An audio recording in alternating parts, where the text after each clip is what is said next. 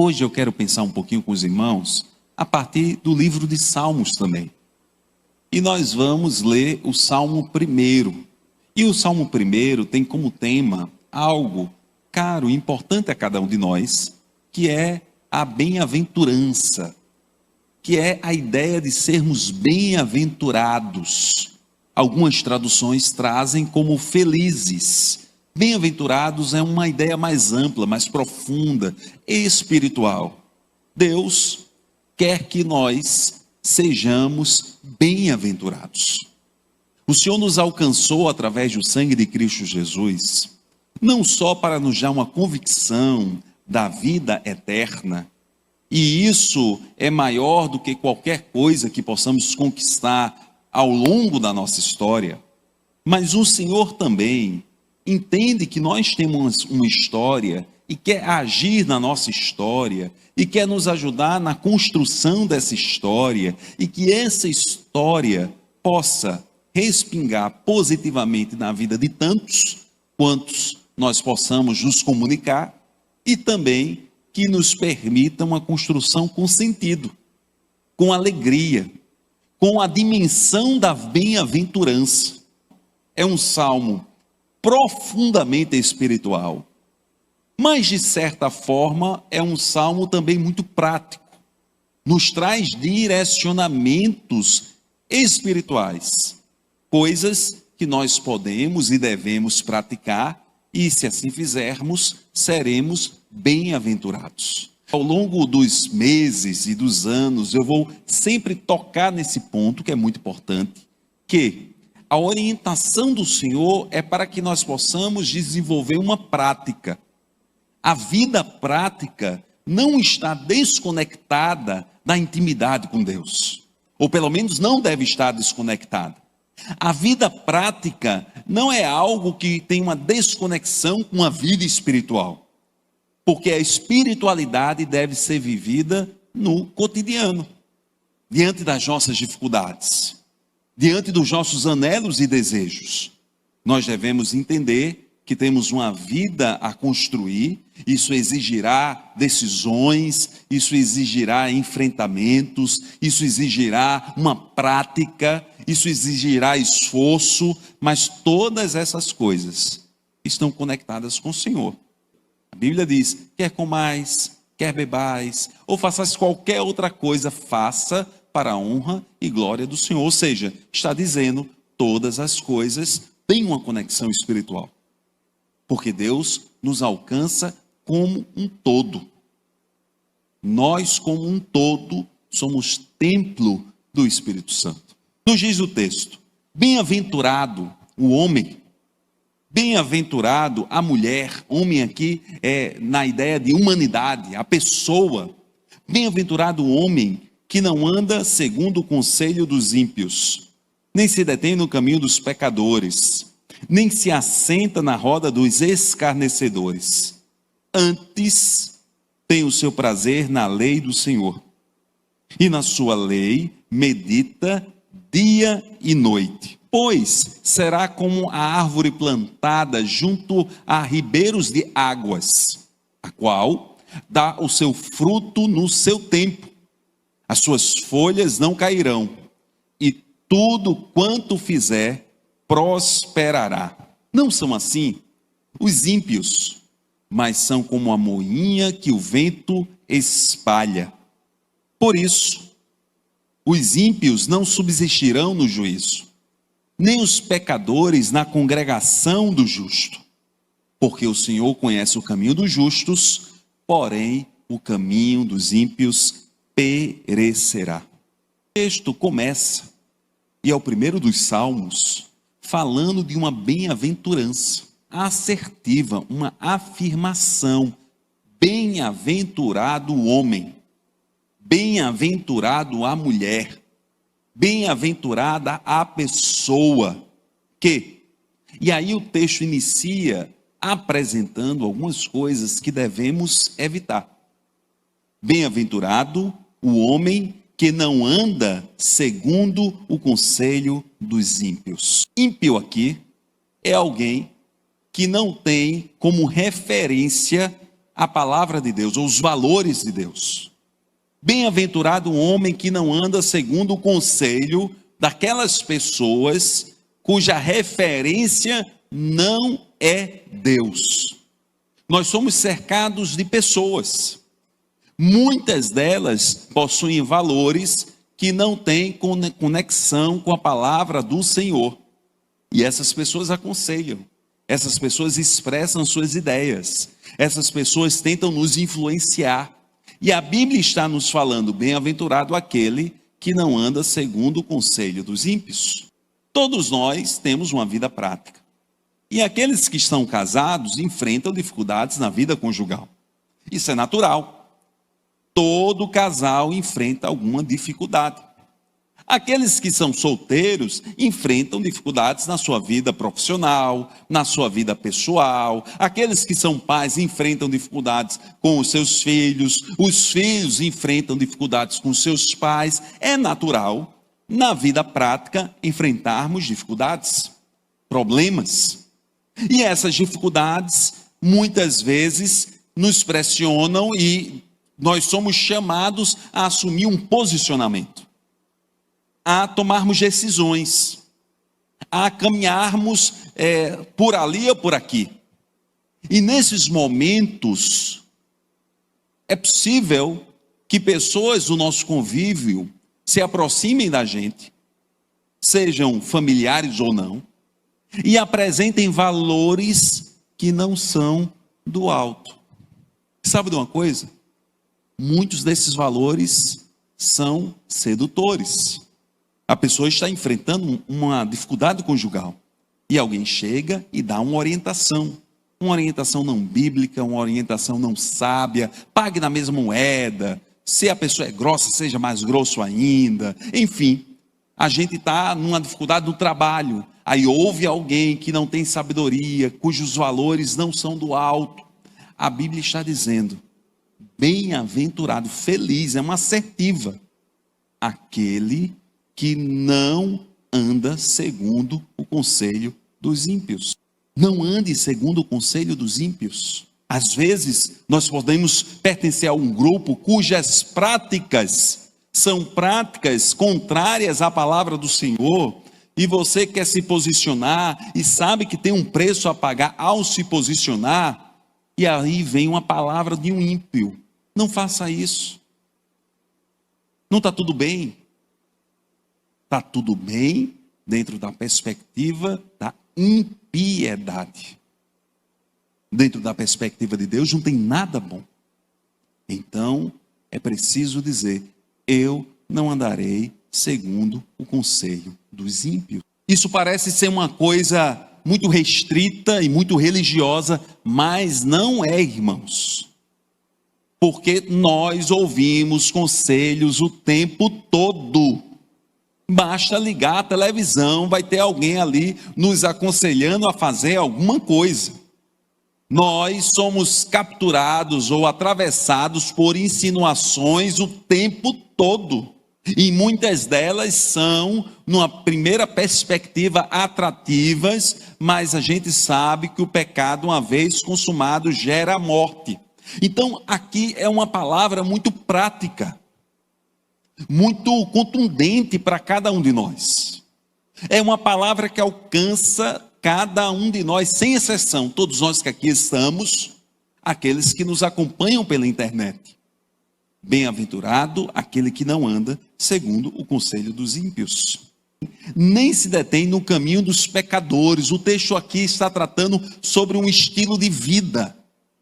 Eu não ando segundo o conselho dos ímpios, a ideia dos ímpios, os valores dos ímpios, mas eu também não devo me deter no caminho dos pecadores. Interessante que a Bíblia, falando de caminho, nos diz, nos ensina que há um caminho estreito, difícil, que nos leva a uma relação com Deus, é a eternidade junto ao Pai, e é um caminho aberto, espaçoso, mas que leva à ruína, à distância de Deus. Então, nós devemos nos posicionar perante a vida e dizermos: eu não vou me deter no caminho dos pecadores, porque eu creio que eu serei bem-aventurado se eu evitar o caminho dos pecadores, que é um caminho de morte, que é um caminho de afastamento de Deus, que é um caminho de enganação, que é um caminho ilusório. Eu não quero este caminho. Ainda no versículo 1, apresenta a terceira coisa que nós devemos evitar: nem se assenta na roda dos escarnecedores. Algumas versões dos zombadores. Podemos pensar a partir de duas ideias. A primeira ideia é aquela roda daqueles que zombam ou escarnecem das coisas de Deus, e dos planos de Deus, e dos valores de Deus. Infelizmente, hoje, nós temos muitos exemplos de pessoas que escarnecem de tudo aquilo que é espiritual, que zombam dessas coisas.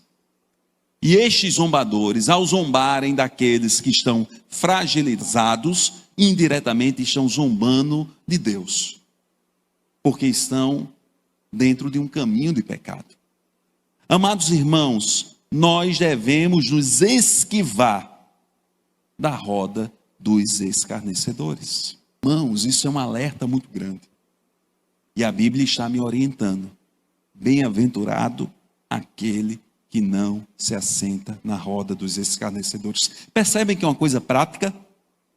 Percebem que é um direcionamento para que nós possamos viver, mas é um direcionamento muito objetivo. Olha, não ande segundo o conselho dos ímpios. Não se assente na roda dos escarnecedores, porque se você assim o fizer, você será bem-aventurado. Mas há uma dimensão do texto sagrado, e nós continuaremos na leitura, não só essa dimensão negativa de não faça, mas há uma dimensão também positiva. Versículo 2, nós devemos abraçar, nós devemos entrar nessa dimensão. Versículo 2, antes tem o seu prazer na lei do Senhor, e na sua lei medita de dia e de noite.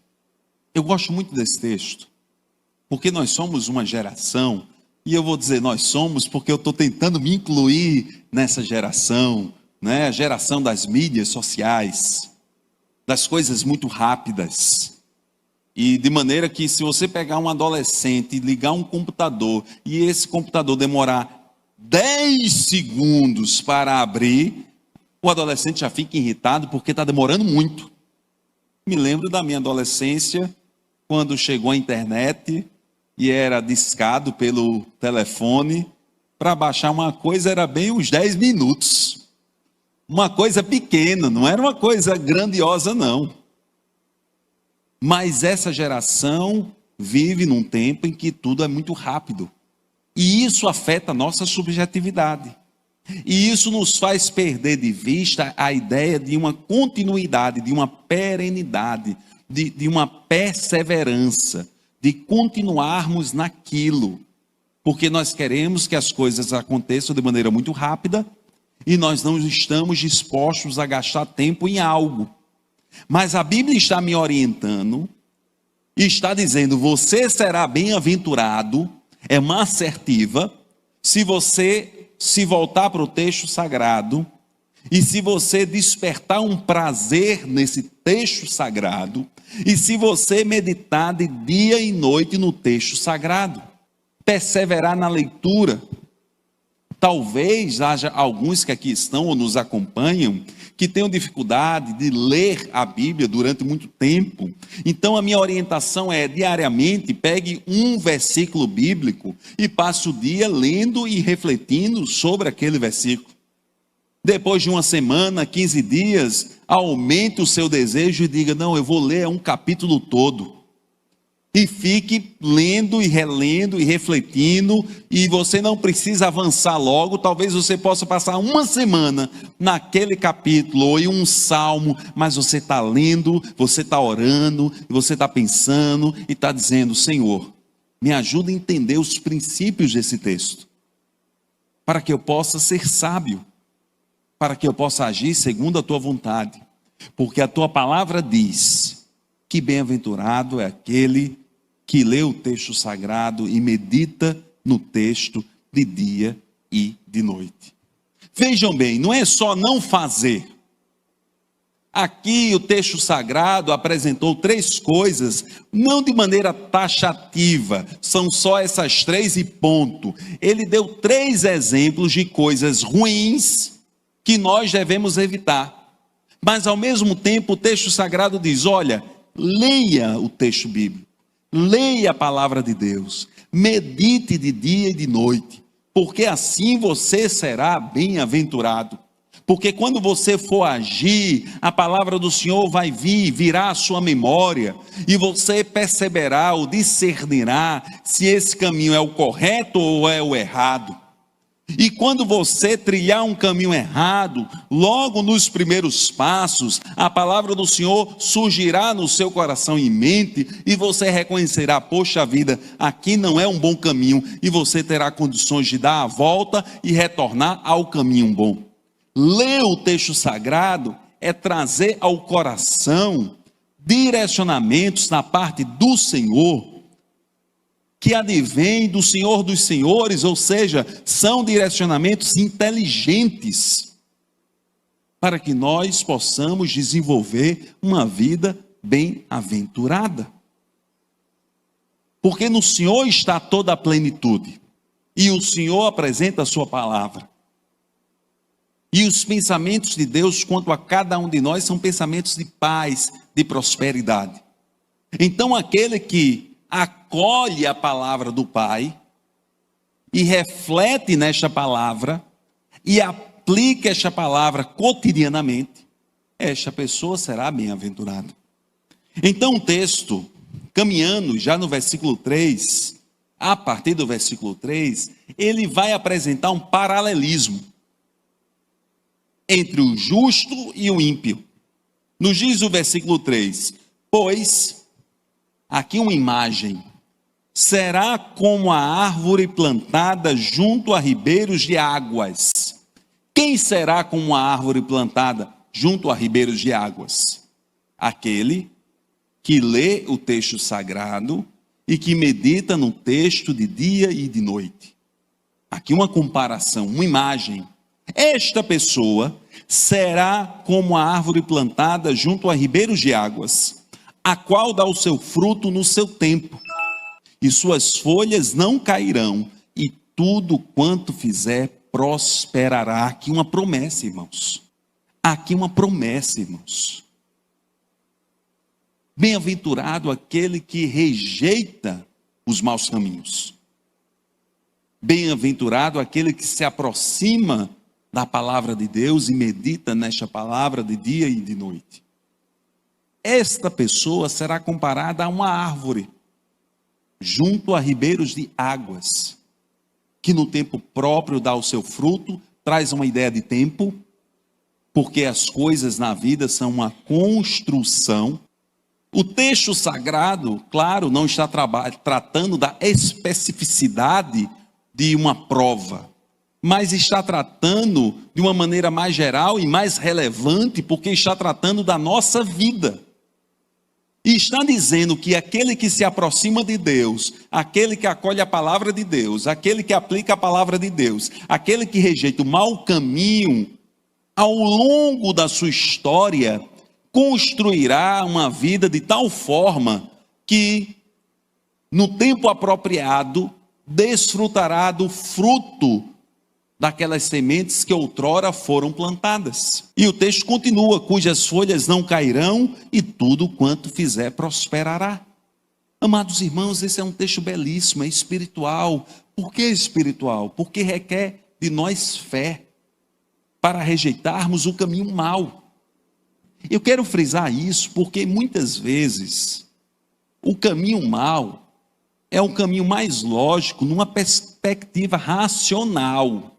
Porque a Bíblia diz, confia no Senhor de todo o teu coração e não te estribes em teu próprio entendimento. Eu vou pela fé, eu rejeitarei esse caminho em nome de Jesus. Eu acolherei os valores do alto em nome de Jesus. E eu creio que eu haverei de superar as adversidades em nome de Jesus. E creio que no tempo próprio eu vou colher o fruto da fé, o fruto que é produzido pelo agir do Espírito Santo sobre a nossa história, amados irmãos. Não são assim os ímpios, mas são como a moinha que o vento espalha, isto é, são inconstantes, são passageiros. A Bíblia diz uma coisa muito interessante e dura.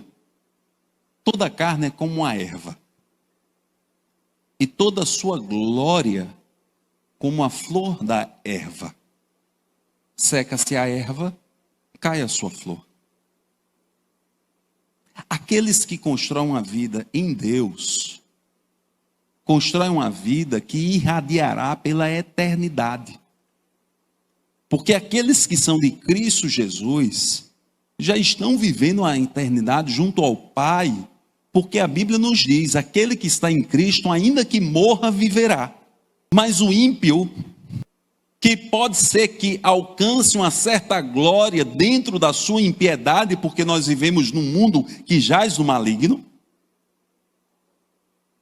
este mesmo ímpio, o texto sagrado está dizendo, ele é passageiro, porque ele é carne, e toda carne é como a erva, e toda a glória que ele reputa como algo importante e poderoso é como a flor da erva. Secará a erva e cairá a sua flor. Mas o texto continua, versículo 5. Por isso os ímpios não subsistirão no juízo, nem os pecadores na congregação dos justos. Por isso, porque os ímpios andam longe de Deus, porque os ímpios são frágeis, são passageiros, eles não subsistirão no juízo, isto é, no final dos tempos, eles não subsistirão. Aqueles que são de Cristo, sim. Nem os pecadores na congregação dos justos. Está falando de um fim que haverá de acometer aos ímpios, porque o Senhor conhece o caminho dos justos. Interessante que essa palavra conhece é uma palavra que traz intimidade. É uma concepção de intimidade. É como se dissesse assim: pois o Senhor participa do caminho dos justos. Porém, vejam a adversativa. É quase é como se fosse uma placa chamando a atenção. É como se fosse um sinal vermelho. Olha, o Senhor conhece o caminho dos justos. Porém, o caminho dos ímpios perecerá. Muito obrigado, porque essa tua palavra é boa, perfeita e agradável. Muito obrigado, porque os frutos estão surgindo. Muito obrigado, porque os momentos de choro estão passando. Muito obrigado, porque eu vejo cenários tenebrosos mudando pouco a pouco. Muito obrigado, porque ainda que eu venha chorar, esse choro cessará pela manhã. Muito obrigado, porque o Senhor tem coisas que estão para além da minha mente, mas pela fé eu caminho com essa convicção. Eu em Cristo Jesus sou bem-aventurado.